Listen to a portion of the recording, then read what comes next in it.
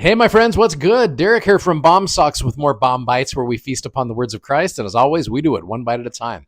So this week, we get the opportunity to jump into the Joseph Smith history, about the first 26 verses or so. And we get the wonderful blessing of studying the account of the first vision, which I love. In fact, we've got some great episodes from our Bomb Bites videos to help you enjoy this section as well. Now, if you'd like some more updated and fresh content, including downloads, a new video, teaching ideas, additional resources, some good questions to ask, along with an amazing recipe that goes so good with this week, make sure you check out the Bomb Bites Linger Longer edition. You can click the link in the comments to subscribe. Thanks, friends, and enjoy the video. So as we're going through and finishing up this first half of the Joseph Smith history today, I want to show you a picture here. And obviously this is not an actual picture. It's a movie rendering of it, but take a look at this picture for a second. So here's young Joseph Smith, 14 years of age. And here is a Methodist preacher.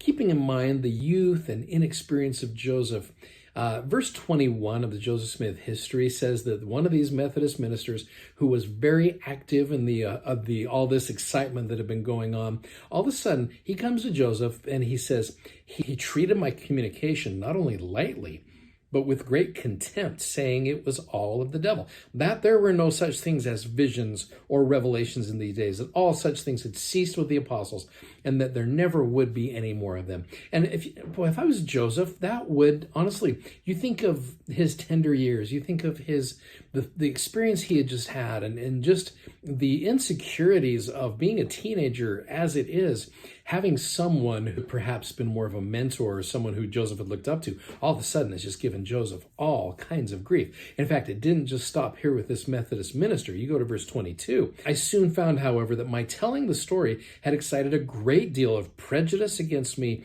among professors of religion, and was the cause of great persecution, which continued to increase. And though I was an obscure boy, only between 14 and 15 years of age, and my circumstances in life, such as to make a boy of no consequence in the world, which I think that's such an interesting phrase. Here's Joseph, a boy of no consequence.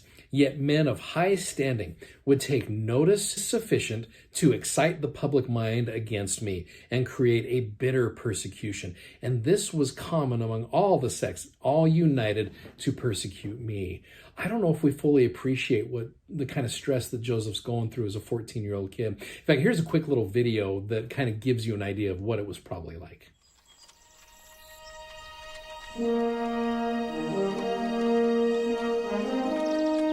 Joseph, I am willing to forget we ever had this conversation if you will never speak of such blasphemous things again.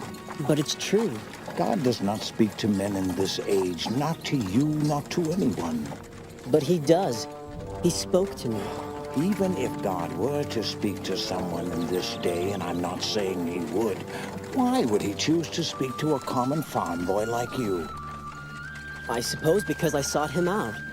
Joseph, listen to what you're saying. It's madness. It's the talk of the devil. There are no revelations or visions in these days. Such things ended with the apostles. But it's true, sir. As I live, it is true. God the Father and his Son Jesus Christ appeared to me. This is heresy. Oh! And I will hear no more of it.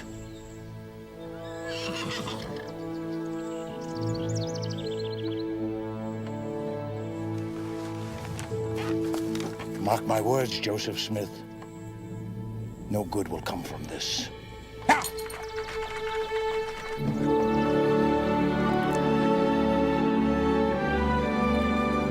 I had actually seen a light, and in the midst of that light I saw two personages, and they did, in reality, speak to me. And though I was hated and persecuted for saying that I had seen a vision, yet it was true. I knew it, and I knew that God knew it.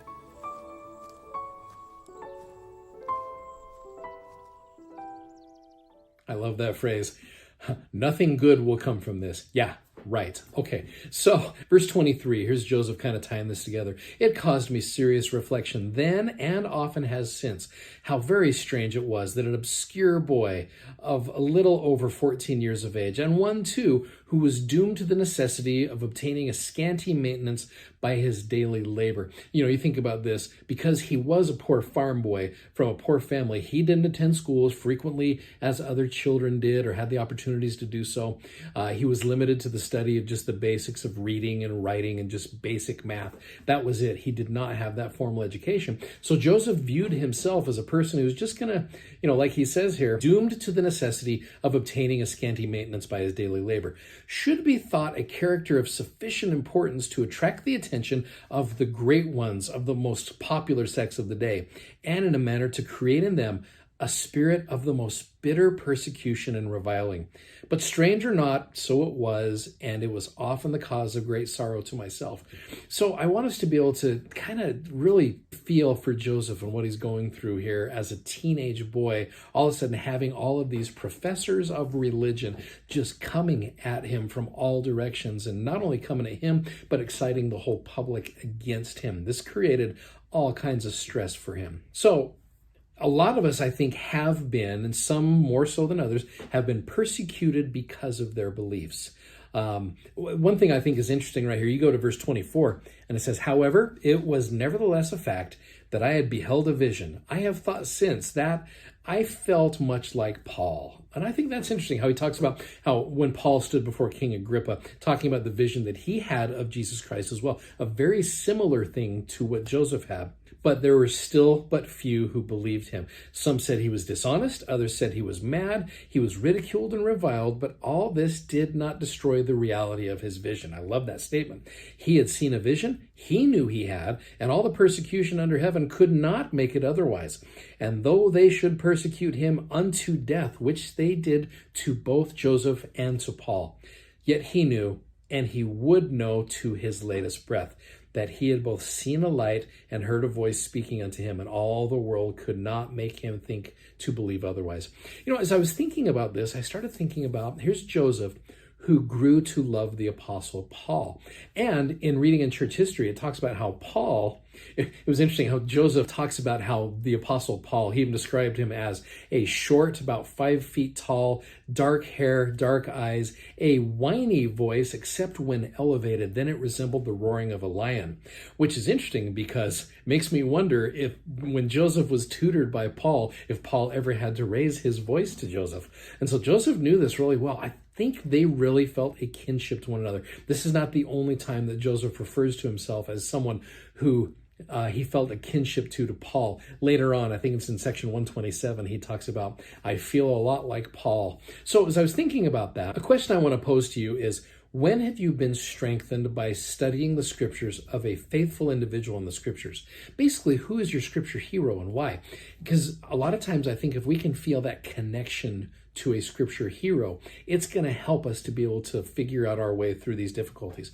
So here's Joseph as he has studied about Paul, keeping in mind also this is 18 years later after this experience had happened. And perhaps even Joseph had been tutored by Paul up to this point here. Who knows? But Joseph had made a connection, and I think that made his ability to handle difficulties a lot stronger. Maybe you feel a connection to Nephi. Maybe you feel a connection to Jacob. Maybe you feel a connection to I don't know, there's so many out there. Abinadi, maybe you feel it to Samuel the Lamanite. There's so many individuals, but I hope you and I, as you look at who your scripture hero is, why do you feel that kinship to them? And maybe their example will help you as you're going through a difficult trial.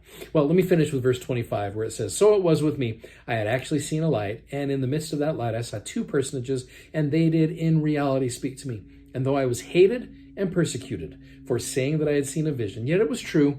And while they were persecuting me, reviling me, speaking all manner of evil against me, falsely for so saying, I was led to say in my heart, why persecute me for telling the truth? I have actually seen a vision. And who am I that I can withstand God?